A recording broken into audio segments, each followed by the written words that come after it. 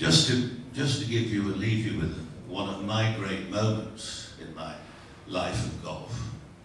It happened, some of you may well remember the Pro Celebrity Golf Series that we filmed at the Gleneagles Hotel and the Turnberry Hotels. They started in 1974. The BBC had an idea that it would be good if we showed golf around Christmas time.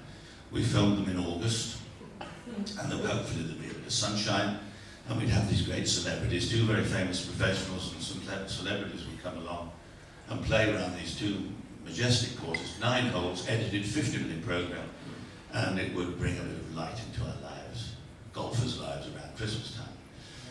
Well, they hoped they would last for 5 years. In fact, they went on for 14 years, and we did 140 programs, and then it went to Channel 4, and they did another 20 or 30, and then it went to one of the other channels. I think it ended up in Le Touquet, I remember, under the jurisdiction of Tony Jacklin and Sam Thomas. They ended up years after the BBC had abandoned it, in the sort of mid-1980s. But one moment stands out for me so well, and it was one of the classic moments. It was at the end of the 60s, may have been 1970. We were at the Gleneagles Hotel, and we got there, some of us had got there a little bit early. Filming was going to start on Tuesday. It was 5 days, and we played 2 matches a day and recorded them. And it was under the sponsorship of Marley Tiles. They were very generous. And we got up there, and we got together. On the Sunday afternoon we arrived, and there was Sean Connery, who was then in his pompous 007, Kenny Lynch, a great sort of slightly underrated entertainer that we've had in this country, still about 70 years of age now, still marvellous, but nobody ever hears him. Kenny was there, Jimmy Tarbuck, Jeff Lewis, the jockey, had just won the Derby on Mill Reef, the great Henry Cooper, Eric Sykes. It was a great band. And we got there and we had dinner that night. And Eric Sykes, I think, suggested that we play the next day. We had a day off. He said, why don't we all go down? We'll put a $5 in the kitty, which was a small fortune in 1970, and we'll play a Stapleford off handicap. And the winner take all. Oh, that's a good idea. We'll book caddies. Oh, what a great idea. So the night wore on, and I was introduced to a drink called a rusty nail. It was whiskey and Drambuie, I think, and if you had 2 or 3 pints of this stuff, it did make your legs feel a little bit strange. And, anyway, it was 2 o'clock in the morning, and we were about to slash our wrists and swear eternal love to each other, but it was decided it was time for bed. Well, as we were going through the door, Sean Connery was he who said, now, what are we going to do if it's pouring with rain in the morning? So I'm slightly insomniac, so I said, I'm always awake. I'll see what the weather's like, and I'll ring round and see how we're all doing. Fine. Well, I remember waking up, and remember it's August, and chink of light coming through, and it was about 5 o'clock in the morning, and I could hear the pitter-patter of something on the window. And as I stirred, I thought, where the hell have I been? Then I remembered the magical rusty nail. My hand was the side of a barrage balloon, and I thought I unsteadily got out of bed and made my way to the curtains and opened, by which time the noise of the rain hitting the window was like 3 or 3 machine gun bullets, and you could just see across the lawn, up the glen, pouring with rain.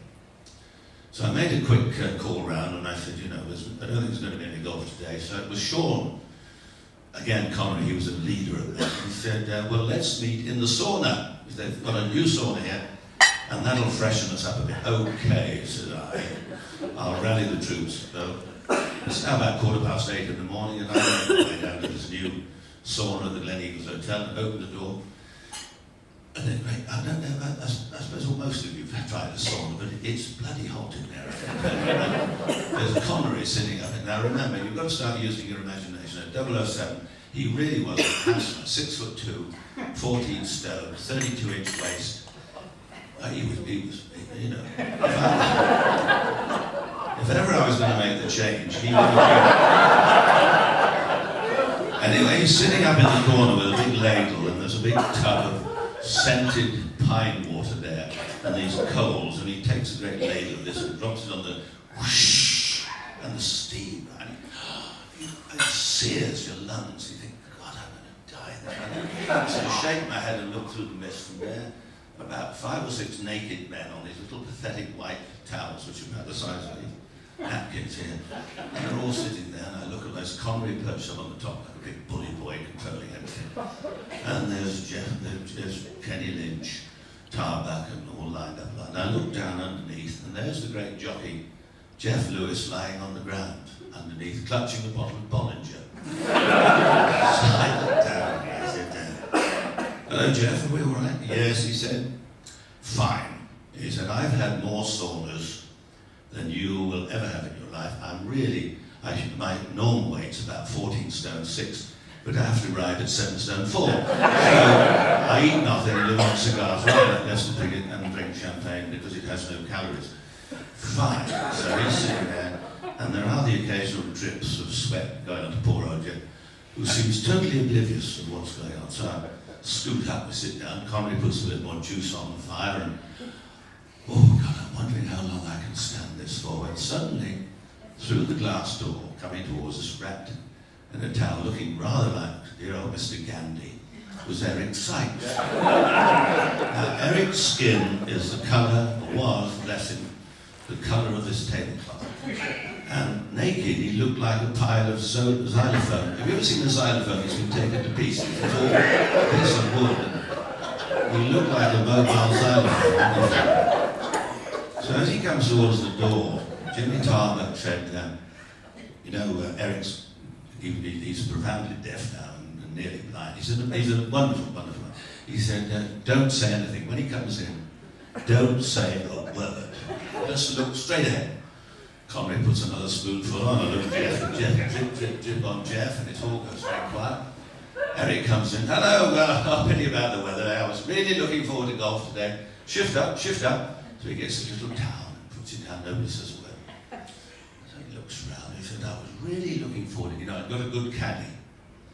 It's very important to get a good caddy at Gleneagles because the courses, the greens are so big.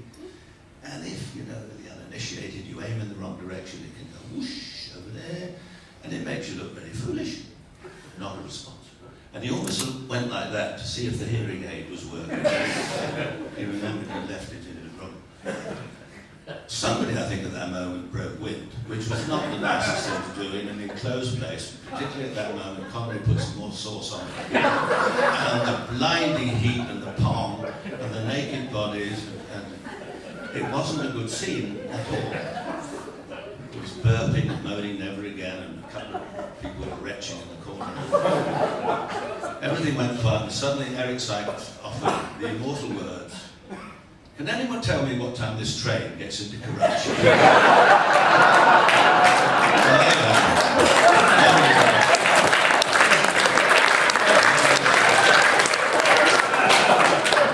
One of my greatest memories of my life in golf, which had nothing to do with tournament wins and anything. I still think golf is a wonderful game. It's something you can, not for everybody, but you can go on for years. Social intercourse, getting together. Other games are wonderful, but there's something about life, the club life, politically incorrect as it may be at times, but I would support it to the death, and I hope those of you that play continue to enjoy it. And more important, hopefully the people playing behind you will enjoy it.